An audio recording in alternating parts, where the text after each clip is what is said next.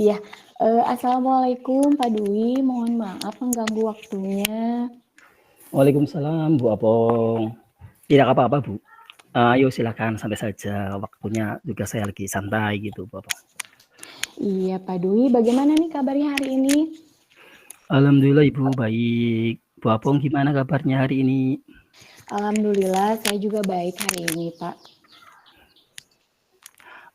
Sudah lama ya Bu kita tidak berbincang dan mengobrol. Ada yang bisa saya bantu Ibu?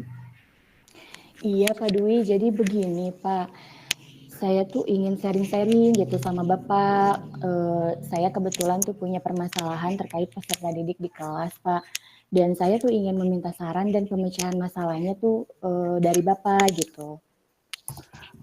Baik Ibu. Baik Ibu Apong, silakan Bu Apong ceritakan permasalahan Ibu terkait dengan peserta didik di kelas. Sedetail mungkin Bu, biar saya bisa memahami, bisa mengerti. Monggo Ibu. Baik Bapak, jadi saya itu kan mengajar di kelas 7 ya Pak ya. Nah salah satu murid saya itu tuh ada satu murid laki-laki yang kayak hiperaktif gitu loh Pak. Dia itu bukan termasuk anak yang nakal juga bukan. Terus cuman tuh kalau misalkan di kelas itu dia tuh sering banget kehilangan fokus gitu ketika proses pembelajaran. Yang kemudian dia tuh malah ngajak ngobrol teman-temannya gitu. Otomatis kan teman-temannya merasa terganggu gitu Pak. Nah, terus dia itu tuh sering ngajak ngobrol di momen yang nggak tepat gitu Pak. Jadi pas waktunya saya serius lagi menerangkan pembelajaran, dia malah asik ngobrol sama teman-temannya. Nah, kemudian dia itu juga nggak bisa diem gitu Pak. Sukanya tuh jalan-jalan di kelas gitu, kedai cicing gitu Pak. Jadi kayak kelebihan energi gitu Pak. Nah, maksudnya tuh saya tuh sekarang lagi bingung gitu, apa sih yang harus saya lakukan gitu Pak. Gitu ya Ibu. Jadi Bu Apong itu memiliki seorang siswa laki-laki yang hiperaktif ya Bu. Dan memiliki kelebihan energi ya Bu. Karena mungkin Betul. baterainya lebih full ya Bu daripada yang lain mungkin. Iya, iya Pak, betul, betul sekali Namun Pak. sebetulnya anak itu tidak nakal ya Bu. Karena Ibu Iya, Apong telah mengatakan bahwa anak itu tidak nakal. Hanya iya. saja sering kehilangan fokus pada saat pembelajaran. Senang mengajak ngobrol dan suka berjalan ke sana ke sini kemari sampai mengganggu atau merasa terganggu. Betul begitu Bu? Betul sekali Pak Dwi. Nah, sekarang apa harapan Ibu setelah sesi coaching ini? Mohon Ibu Apong bisa jelaskan. Baik Pak, jadi saya berharap tuh saya bisa menemukan solusi dan bisa membantu murid saya itu menjadi lebih fokus gitu dan kembali sadar gitu Pak, karena memang saya bingung mau bagaimana dan seperti apa gitu untuk membantu murid saya itu. Oh, gitu ya Bu. Harapannya sangat bagus ya Bu Apong. Untuk bisa membantu muridnya menjadi bisa fokus dalam pembelajaran. Nah, Bu, menurut Ibu dengan murid yang fokus dan kesadaran yang diri yang baik itu idealnya itu seperti apa ya Bu? Kalau menurut saya Pak, kesadaran diri yang baik itu ya dia sadar gitu apa yang harus dilakukan, kemudian saat pembelajaran berlangsung dan yang tidak boleh dilakukan saat pembelajaran berlangsung. Nah, sehingga dia bisa fokus apa yang sedang dia hadapi di depan dan dia tuh mindfulness-nya itu muncul gitu Pak pas pembelajaran, seperti itu Pak. Oh, baik Ibu Apong. Saya sangat setuju sekali tentang murid yang ideal yang diharapkan oleh Ibu. Memiliki kesadaran diri yang baik, fokus yang baik, manajemen diri yang baik. Selama ini, apa saja yang sudah Ibu Apong lakukan untuk mengatasi murid tersebut, Ibu? Baik Pak, jadi selama ini saya sudah menasehati, kemudian mengingatkan dia tentang keyakinan kelas yang sudah kita sepakati juga. Namun keesokan harinya tuh diulang-ulang lagi gitu, bahkan sampai terus-menerus. Nah, karena memang di kelas 7 itu kan berbeda ya, ada wali kelasnya. Wali kelasnya tuh sampai memberikan tanggung jawab dan amanat kepada murid tersebut itu sebagai ketua kelas gitu Pak. Ya dengan tujuan untuk memberikan rem gitu dari perilakunya dia, namun belum begitu signifikan gitu Pak dari hal tersebut. Iya, baik Ibu. Sebetulnya langkah-langkah Ibu yang sudah diambil itu sudah baik ya Ibu. Dari mulai menasehati, mengingatkan, menegur, dan memberikan kepercayaan sebagai ketua kelas. Namun dampaknya belum signifikan Ibu. Belum terlihat seperti itu Ibu. Iya, belum Pak Dwi.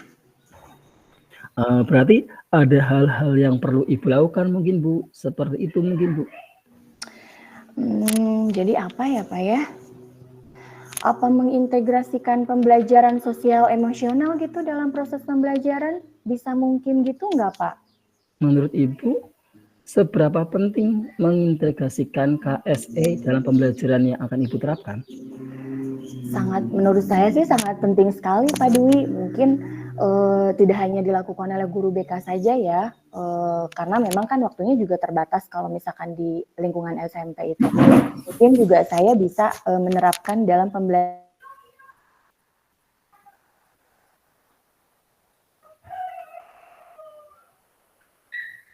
Halo Bu. Momen yang tepat gitu. Oh, saya sangat setuju sekali ya Bu dengan fungsi PSE atau KSE. Dengan penerapan itu anak itu bisa mengenali sosial dan emosionalnya pada diri sendiri dengan menumbuhkan kesadaran diri, manajemen diri yang baik. Mungkin ada alternatif lain Ibu yang bisa Ibu lakukan untuk membantu murid tersebut?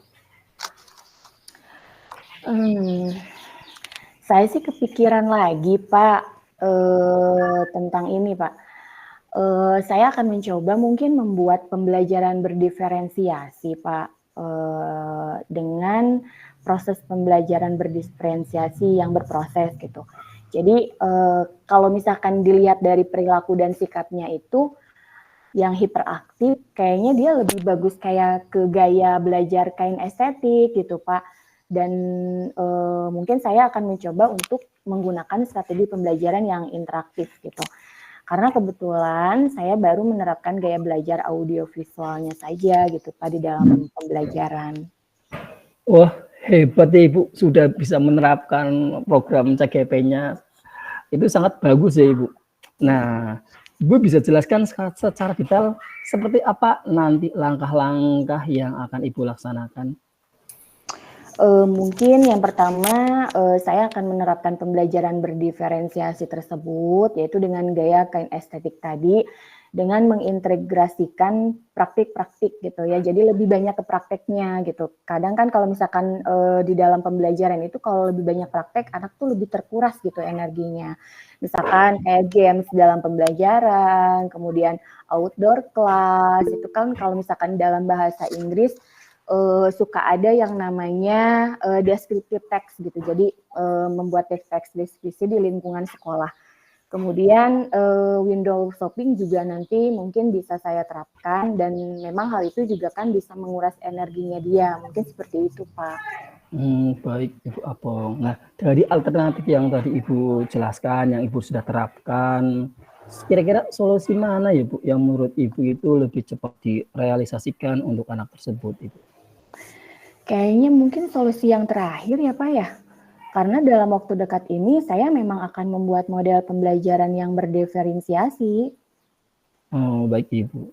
Kira-kira siapa saja Ibu yang terlibat dalam solusi Ibu tadi? Tentu saja saya sebagai guru, kemudian peserta didik juga di lingkungan sekolah, dan sudah jelas mungkin dengan rekan sejawat untuk berbagi praktik baik, pasti saya akan libatkan, Pak. Iya, baik Bu Apong. Kira-kira kapan ya Bu rencana aksi tersebut akan dilaksanakan oleh Bu Apong? Secepatnya Pak, setelah NPLS ini mungkin saya ada jadwal bahasa Inggris di kelas 7, saya langsung akan terapkan itu gitu. Wah, mantap Ibu. Keren sekali Ibu Apong. Semoga rencana aksi Ibu berjalan dengan lancar, dengan hasil sesuai harapan Ibu. Nanti 2 minggu ke depan kita akan melakukan sesi coaching lanjutan Ibu. Saya sudah tidak sabar ingin mendengarkan hasil dari rencana aksi Ibu Apong yang semoga bisa berhasil untuk mengatasi anak tersebut Ibu. Baik Bapak, amin. Terima kasih Pak Dwi untuk hari ini, untuk coaching hari ini dan sharing hari ini.